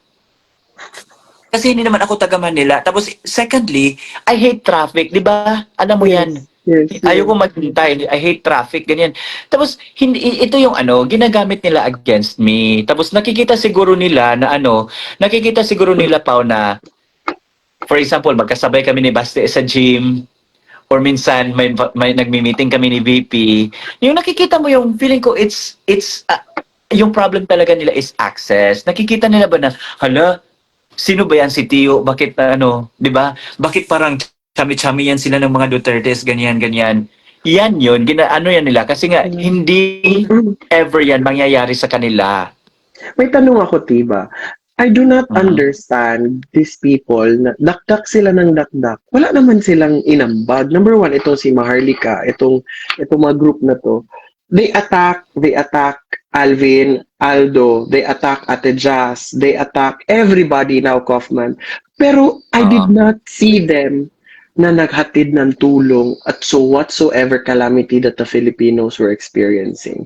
All they do is just present themselves, party here, sigaw ng sigaw here, but did they ever once reach out, give help, give bread, give burger to any of the people who are in need? Diba? Ikaw, Pao, you are into charity works. Alam ko yan, yung puso mo, you are really into charity works. Tapos, in-explain mo naman sa akin ano talaga yung purpose mo. You just want to help the House of Hope. Ganyan. Diba, Pao? di ba kahit 50 pesos, may nag-i-insist talaga na magpapadala minsan. Meron talaga. Even if hindi mo natatanggapin, sila talaga ang mag-i-insist. Yes. Wag na Because daw nakita i-mention nila, nila, may mga ganyan pa. Diba? correct, kasi nakikita nila kung saan ginagamit yung pera nila. Yes. Di ba? Yes. Tapos ito pa, Pao, hindi ako nakikialam sa away nila ni Joey, nila MJ. Di ba hindi mo ako nakikita ang dinidefend ko si MJ or si Chrisette? Hindi mo ako nakikita because nga personal na away nila yan. Yes. Ang hindi ko lang talaga maintindihan, Pao, ako na naman ang target nila because they are unsuccessful of bringing down Chrisette, MJ, Joey. Ako na naman ang next nila. At hindi talaga nila alam, Pao, na ako ay taga Davao, ako ay isang Bisaya. Hindi tayo Bahay namin, Pao, di ba? Bahay ni Tatay Digong, ilang meters lang. Diba? Di ba? Hindi nila na-realize yan kung ano yung meron sa akin. Hindi nila na-realize yan. It's So, sad. yun. So, ang ano lang din ba, ang isa din kasi sa hindi nila naintindihan din pa, why am I calling out Hanilet is ini-exploit kasi ng kabilang bakod pa ng kalaban ang mga pangyayari. So halimbawa, nagpa-interview na naman si Hanilet Pao. Marami na namang PR works, mga demolition jobs na ginagawa sa kanya ngayon. Na sinasabi daw na may civil war do ang mga Duterte, parang ganyan-ganyan. If only tumahimik na lang muna ha. We are not discrediting her emotions or yung mga nangyayari sa kanya. If she really cares about Tatay Digong. Pero ang point ko is, if ang ginawa niya ay ang ginawa ni Ma'am Elizabeth Zimmerman, tahimik lang, hindi nakikialam sa politika, nagpapakita lang ng real support doon, ganyan-ganyan, wala sanang issue. Kaso interview here, interview there, ginagamit ng kalaban yung mga narrative niya. Diba? Kaya nga, we need to call her out because yung fight natin is not for Hanilet, it's not for Kitty. This is for Tatay Digong. This is for the political survival of the Duterte family kasi nga lahat nga man ng magkapatid, si VP, Pulong, and Baste, they are being attacked now. Yes. And billions of money are spent just to bring them down. Yan yung hindi na maintindihan. This is exactly the reason why we are calling out Hanilet to at least she shut up na lang sana ba? Oo. Kung hindi ka man lang Dili na nagpunta siya istorya ba, di na siya kuan yun, di na siya magpa-video, di na siya magpa-interview. Magpakita lang sana siya ng support doon kay Tatay Digong. Magpakita lang and that's enough. Kung wala ka na naman maitulong, kailangan imagine, hindi ko alam ha, bakit si Maharlika ang nag-post ng video? So nag-uusap si Maharlika and si Hanilet? For sure. Alam ba ni Hanilet ang impact na ginagawa ni Maharlika ngayon sa political support ni Tatay Digong? If Hanilet truly cares for Tatay Digong, alam niya ba na ang ginagawa nila Maharlika is to divide the supporters of Tatay Digong? I hope Hanilet, understands that, Pao. And if you're watching this, diba? Yes, to Madam Hanilet, take this as a constructive criticism. We are not attacking you. We are not mocking you. We are not even discrediting the level of support you are giving to your longtime partner, FPRRD. What we want you to realize is the fact na the kalabans, the enemies, the enemy of the Duterte family is using your narratives to create division among the supporters of FPRRD. I hope you get that. Stop communicating with Maharlika and those people, for example, Harry Roque. Focus on the bigger fight. Yes. Support VP Sara on what she's currently doing para sa case ni Tatay Digong. Mas nakakaalam si VP Sara sa'yo because she's a lawyer. And may mga advisors din yan siya. Napanalo niya nga impeachment niya, di ba? Yan yung dapat intindihin mo, Madam Hanilet. Shane, We understand na nasaktan ka. We understand na, if there is someone na masyadong nasaktan talaga kay Tatay Digong, ikaw yun kasi long-term partner ka. Pero the thing is, help him out. So ngayon na naman, nagpa-interview siya kasi nga yung, di ba, na-bar siya sa na-ban siya sa ICC detention. maybe there's a reason behind the denial of your visitation rights, because visitation right is not absolute. The Oo. grounds for visitation, the criteria for visitation have been laid down by the ICC itself. So Yes. the ICC has the very authority and the very right to deny your visitation rights. Mm-mm. And hindi Wag, naman bobo ang ICC. I'm not siding with the ICC. They are a fuck up entity. They are political, yeah. But they have politically rules. Oo. motivated, but they have rules. And yung rules ngayon ang nagbabind sa atin kasi nga nandun na si Tatay Digong. And the moment that we defy the rules, the moment that we continue to to to this to unfollow to deviate sa rules and regulations ng ICC, the more that we are losing the fight. Irespeto natin yun kay kanila man yun na Yes. country. Kanilang rules, their country, their rules. Oo. Tapos tayo pa yung galit pag pag kinall out tayo. Ay, gusto ko lang pala sagutin tong si Shane. Yung sana daw ma-advise si Ah. Kitty, ganyan-ganyan. Let's put the kids out of the picture. Huwag na natin i-drag si Kitty dito. Bata pa yan, mga girls, mga guys. 20 years old. 20 na ba siya? 21. Ano ba naman Mm. i-expect natin dyan sa bata? You cannot ask her to become VP Sara or hayaan mo siya mag-aral, hayaan niyo siya doon mag-focus. Let's focus on kung sino ang nagpapakita sa camera, what they are saying. Let's call them out if kailangan. Because, sabi nga ni Tio, my gosh, less talk, ganito na lang. Less talk, less mistake. That's correct. Tapos, this is a legal battle, Pao. Correct. Legal and at the same time political battle. This is not a maritesan. This is not a chismisan battle na just like what Maharlika et al. Are currently doing.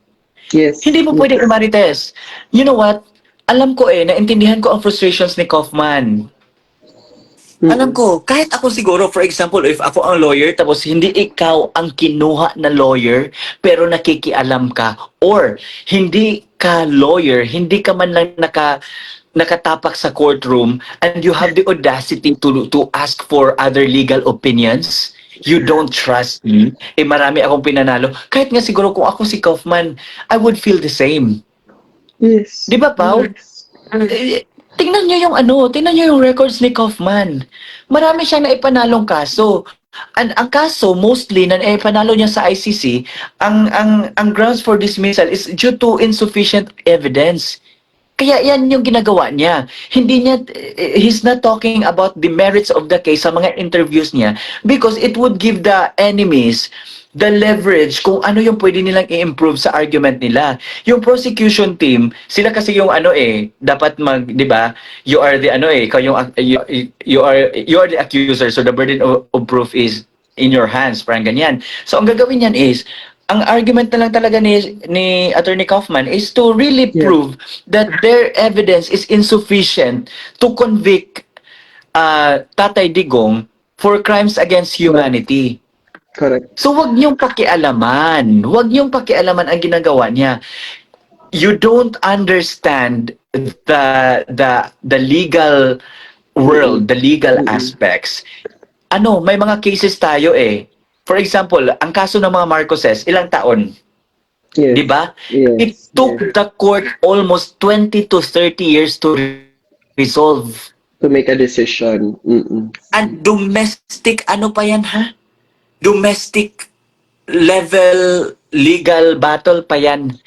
Ngayon, international. We are not only, di ba, yan yung point ba? Inip na tayong lahat. We want FPRRD na babalik na sa bansa natin. Pero, at least man lang sana, hindi tayo gagawa ng mga bagay na siyang dahilan kung bakit mas lalong hindi makakalaban si Tatay Digong. Intindihin mo yan. Correct. And I agree with you, Tio, when you said earlier, now I understand in full context, nagbukas ang mata ko, kaya pala galit na galit si Maharlika at her team, kay Alvin, kay Ate Jazz, sa'yo, kila Kifi, kila MJ. Nagets ko na. They just really wanted access. And they wanted to turn all you down so they can penetrate and ruin things. Kasi kung pag Access issue talaga to, Pao. access Ito of pa ha, Mm. alam natin na protocol officer si Jazz. Ako, I'm not siding with Jazz. I don't know her personally. Nakikita ko lang siya minsan magkasabay sa dinner, magkasabay sa isang event, but we don't have, ano yan? A full Shared context of moments. Yeah. Mm-mm. Yeah, wala kaming shared moments na, for example, nag-travel kami together, ganyan-ganyan. Pero, she is the protocol officer of Tatay Digong. Now, kung makakalabas si Tatay Digong still has 6 months before siya ma-declare as incapacitated as mayor of Davao para makaakyat si Vice Mayor Baste Duterte para maging mayor. So Tatay Digong still has 6 months to do that. Now, kung makakalabas si Tatay Digong sa ICC Mm. and magiging mayor siya ng Davao City, do you think hahanap pa siya ng ibang protocol officer kung meron na siyang protocol officer when he was still the president of the country?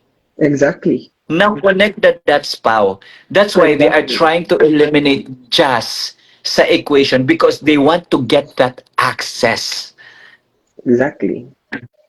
Yan yun. At saka Kahit i-deny nila yan.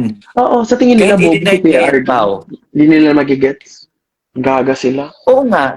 Tapos imagine na, for sure, hahanap pa ng bagong protocol officer. May protocol officer na mas nakakilala kay PRRD. And kilala na din ni PRRD kasi ilang years na din siya nagtatrabaho kay PRRD.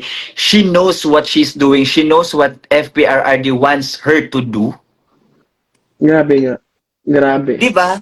And they want to eliminate Jazz. Kasi nga, they don't have that kind of access that Jazz is getting from FPRRD. Now, if by God's grace, maybe by tomorrow, makakalabas si Tatay Digong, magiging mayor siya ng Davao. Ang galing. Si yung magiging protocol officer. So, saan na lang si That's why there is a demolition job.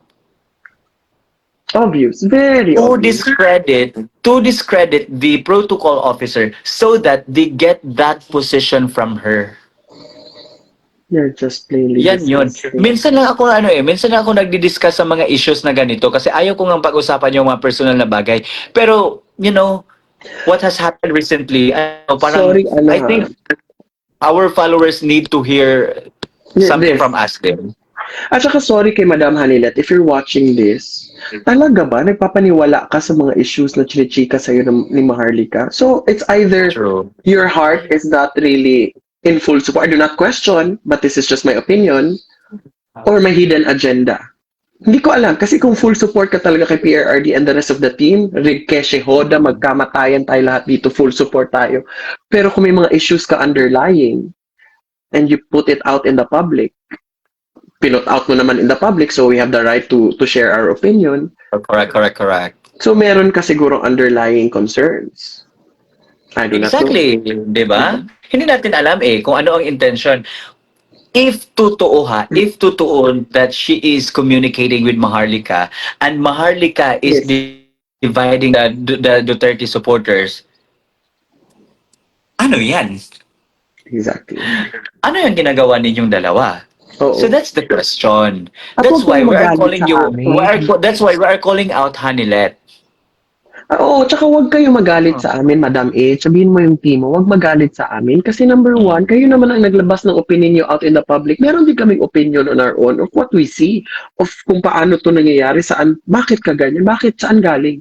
So kayo magalit kasi kayo naman ang nagpa-interview. Kayo ang naglabas. Diba? Tama. Kasi, parang niya buhay niya sa public. So allow people to criticize you too publicly because you allowed it to happen to your own self, parang ganyan. Isa pa sa mga hindi nakakaalam diyan, Hanilet actually posted me. Nabasa namin 'yun. Pinost niya na kahit pustahan daw si Tatay Digong hindi daw nakakikilala sa akin. I am not claiming na kilala ako ni Tatay Digong. I am here putting out my opinions online because that's my way of supporting the legacy of Tatay Digong. Bakit ko isisiksik ang anak ba ako? 'Di ba? So lahat Wala pala tayo yan. Hindi dito, yan sa lahat akin. ng mga Pero supporters mo, pinost no? ako ni Hanelet. Minention niya ako. Now, Oh. tuwang-tuwa kayo na pinost ako ni Hanelet. Now that I am doing the same with Hanelet, galit kayo sa akin? Ano lang, si Hanelet lang ang may right to attack my character? And then ako walang right to do the same to her?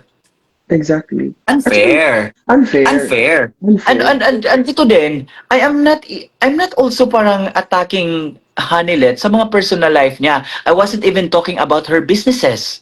I wasn't sowing intrigues about how she became rich, parang ganyan, paano siya nagkapera. I did not talk about that. Yes. What I was talking about are the things that Hanilet showed in the public. Yung mga interviews niya, yung mga narratives niya, yung Pagbenta niya ng pagkamalita niya. bahay. Yun. Public domain eh. Nasa public na yun eh. So, ang mga people talaga, they would form their opinion based on what they have observed or what they have seen online or offline. Yan yun, hindi yan maintindihan ng mga tao, Pao. Nakakatawa ako, Tiba, na parang, so tayo pala lahat, including the viewers watching na full support kay PRRD, dapat pala kilala tayo ni PRRD lahat. Exactly. So, hindi Sandali mo lang. May comment dito pa, Lou Maria Uno, sabi niya, sa interview ni Hanilet ni Attorney Roque, sabi pa niya, di kami mayaman, ibenta na nga namin ang bahay at sabi pa niya na hindi ako nagbebenta ng libro, parang may pinaparinggan siya about libro. Di ba? Yan yung point ni Pao kanina na maybe, there is an underlying reason why she communicates with the people who are dividing the Duterte's political base. Eh, magbenta siya ng libro kung gusto niya. Di ba? Kung ayaw niya na, ganito, hindi pa. Kung ayaw niya, kasi ang sinasabi niya, ayaw doon ni PRRD na parang yung biography niya, yung buhay niya, parang talambuhay niya, yan yung gagawin ng libro. Ang libro na naman na binibenta nila, Chris, it's not about his life. It's about the testimonies of the people na natulungan ni Tatay Digong. Mali ba yun? Exactly. Mali ba yun na gumawa ka ng proof na may real people na natulungan si Digong? Mali ba yun? Mali ba yun? Di ba? Di ba? Eh, magkaiba yung talambuhay eh. Hindi kung gusto ni Hanelet gumawa ng libro dyan, isulat niya kung paano sila nagkakilala ni Tatay Digong. It's a beautiful story. Paano nabuo si Kitty, dinala siya sa dahig, paano nagkaletse-letse ang buhay. Pwede naman. Gumawa siya ng libro kung gusto niya. Correct. Why is she attacking other people who are only showing support to Tatay Digong? I do not want to compare, but let's just compare. Compare Ma'am Elizabeth and how she delivers her interviews. 'Di ba? With grace, quiet, still, kung ano lang yung right na pwede sabihin, doon lang. At saka, sorry maglabas lang ako ng sama ng loob. Just give me 1 minute. Ma'am Hanilet, talaga ba? Kinasuhan ako defending that house. Kinasuhan kami, marami kaming nagkaletse-letse ang buhay dahil sa bahay ni PRRD and you will sell it kasi mauubusan kayo ng pera, sabi mo, or wala na kayong pera. Talaga ba? Wala kayong pera? Madam Hanilet? Talaga ba? Isa pa, Madam Hanilet, ha? Ito na, magpakatotoo na tayo dito kasi ina-attack ako ng mga kulto ni Madam Hanilet, yung mga supporters na ina-attack ako. We tried texting the number, yung nag-for sale sa house ni Tata Digong. Nagtanong kung magkano, ang sagot ng number, highest bidder. And we have friends, ha? Bakit highest bidder? Hindi pa namin dinelete ang conversation, nandun pa yung number. Kung ano yung phone number na ginamit sa tarpaulin na yon na nagsasabing for sale na ang house ni Tatay Digong, yan din yung number na kinontak namin. And with your Ang sagot connections, ma'am, bidder. and with your connections, ma'am, if you really wanted to sell it, you sell it a quiet way. Siguro sa mga kaibigan mo underneath, mga businessmen sa ilalim, ganyan-ganyan. At you put it out in the public for what? For commotion? For fiasco? For drama? For papansin? What is that all about? Ma'am, I'm not questioning you, ha? Just so you know, hindi ko po kayo pinapahiya. Ito po ay pawang katanungan lamang ng isang supporter na kinasuhan dahil sa pagtatanggol ng bahay ninyo ni PRRD. My pain is there. Tapos, Pau ha, hindi tayo kilala ni PRRD. Kinasuhan ka dahil you showed your support sa bahay ni PRRD. Right? You didn't ask help from Hanilet. Narinig Buti ko, na lang. di ba? Buti na lang, we have some lawyer friends na tumutulong sa atin. Ako, 3 beses na ako may kaso. And kung, sige, PRRD doesn't know me. Yan yung claim ni, ni Hanilet sa pinost niya about me na hindi daw ako kilala ni PRRD. Pero Madam Hanilet, 3 kaso ang hinaharap ko simply because I supported Tatay Digong, your long-term partner. And I did not ask help from you. I hope naintindihan mo yan. I hope na-appreciate mo yan. Mm-mm. Kung ikaw, Ma'am Hanilet, meron ka mga hinanaing sa buhay mo at may mga pains ka, meron din kami for the love of PRRD. Tapos ganun lang. Isip-isip naman, Ma'am. Oo, dapat maintindihan mo rin, Madam Hanilet Hana. Kung ikaw lang ang nagdi-defend kay Tatay Digong, ano kaya ang mangyayari? 'Di ba? Nakaka-frustrate. Hindi kami part ng immediate family but we are still supporting Tatay Digong. Dapat nga magpasalamat ka na kahit hindi family, sumusuporta ito, may mga kasong kinakaharap, nagsusuporta pa rin itong mga taong to. Bakit mo kami kinakalaban? Sige, ipagpalagay natin, ikaw na yung long-term partner ni Tatay Digong talaga. Marami na kayong mga experiences, may anak kayo, etc. Kung ikaw lang at si Kitty ang nagsusupport, do you think you can win? Tatay Digong won as president and his legacies continue because merong mga taong nagsusupport sa hindi niya man immediate family, kahit hindi niya kilala. I hope you appreciate that fact, Madam Hanilet.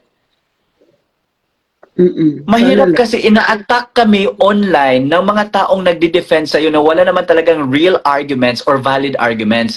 Ang ginagawa nila, they are just attacking our private lives. Wala naman kaming pakialam. Wala naman pakialam ang taong bayan sa private lives namin. They are following us because they want to see updates, they want to read information, they want to be enlightened about the current issues, mga ganyan. And because of our support to FPRRD, your long-term partner, you call out Maharlika.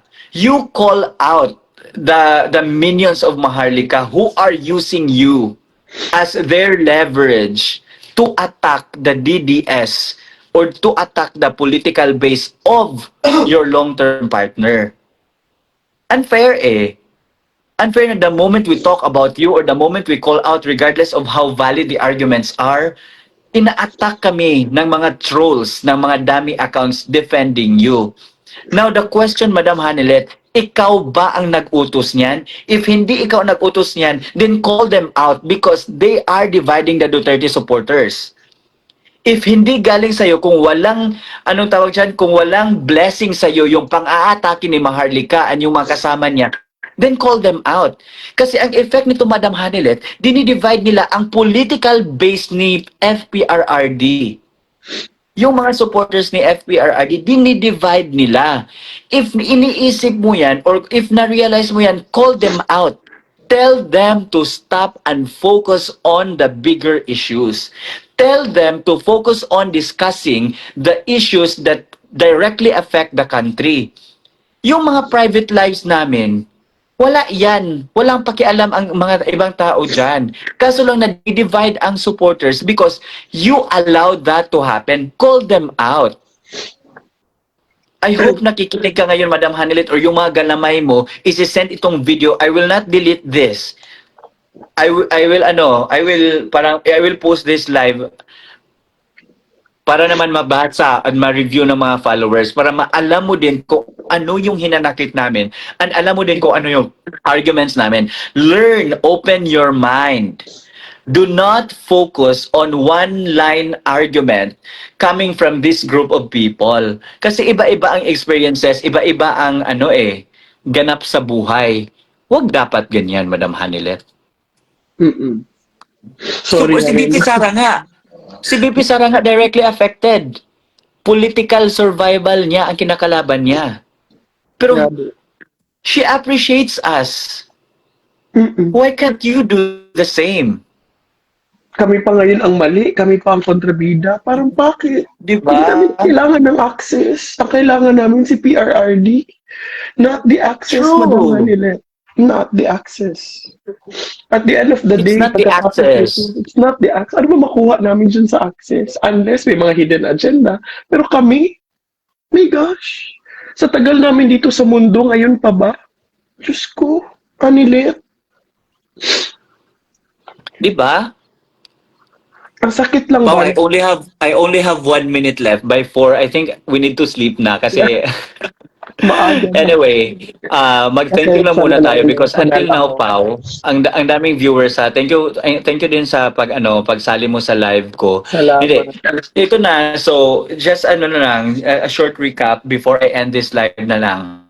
So we talk about those people who have been attacking us, yung ginagawa nilang content, yung mga personal life namin, because in the first place, hindi naman talaga issue yung because we have our own lives. Imagine na ang inaatake na nila ngayon, pati ngipin, pati magpaganda, pati mga thirst traps, yan na yung level of attack na ginagawa nila.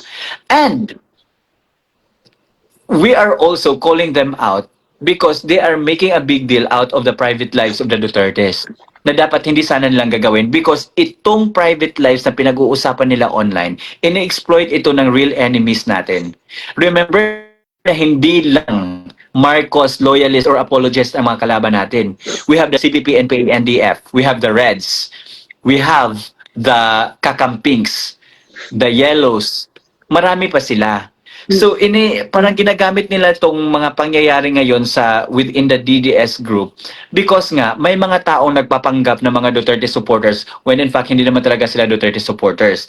And their role is to divide the political base of Duterte. And we also talk about Madam Hanilet. So we are calling her out not because we hate her but because we want her to focus on the legal battle that her long-term partner is currently facing in The Hague. We are not hating anybody here. We just want everyone to be rational on how they take on the issues, on how they weigh things out. Because at the end of the day, what really matters is really what we are doing for the country. Kaya nga ang sinasabi ni Pipi Inday, lahat para sa Diyos, bayan at bawat pamilyang Pilipino. Hindi naman sinasabi lahat para kay Hanilet, lahat para kay Kitty, Duterte family alone. This is for the bayan. This is for the Filipino people. This is for the next generations. Correct.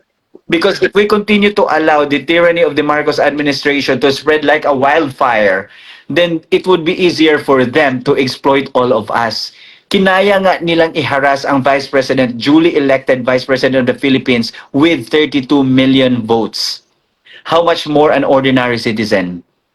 How much more you na nakikinig ngayon? Tama. This is the reason why we are calling her, because if it is true that she is communicating with Maharlika et al., then she allows Maharlika et al. To divide the political base of her long-term partner, FPRRD. That's why, Madam Hanilet, paminawa pod ang ubang tao and do not antagonize that supporters. Do not antagonize people who are only showing their support to FPRRD and the Duterte family because at the end of the day, no one has the monopoly of support. At the end of the day, if you think you matter to FPRRD and we don't matter to FPRRD, what do you think is the main reason why he became president in the first place? It's the support of the people whom he doesn't know. Yeah. Yan lang naman. Pao, any last words, Pao? End na tayo. I'm very grateful for all the people that up until this very moment, rain or shine, hindi kayo natitinag. Pasensyahan nyo na naging emotional ako. It's because very emotional talaga sa akin yung pagbebenta ng bahay. Hindi ko kasi yun talaga, kinikim-kim ko yun talaga. Ang tagal kong kinimkim yun. But at the end of the day, I'm just very happy that I have my support. I have my friends, not just sila Tio and everyone that I know, but all of you. We do not even treat you as followers, gaya nga na sinasabi ni Maharlika, followers daw. We're not followers, we're family. So, thank you so much for being part of this family. Hanggang sa dulo tayo, hanggang makauwi. Hanggang 2028, sama-sama tayo and we are very, very grateful. Salamat at magkita-kita pa din tayo, mga Bisaya. Salamat kaayo. Salamat sa inyong tanan. Daghang salamat. We do this, Bye-bye. Pau, lahat para sa Diyos, bayan, at bawat pamilyang Pilipino. Syukran. Shukran. Bye.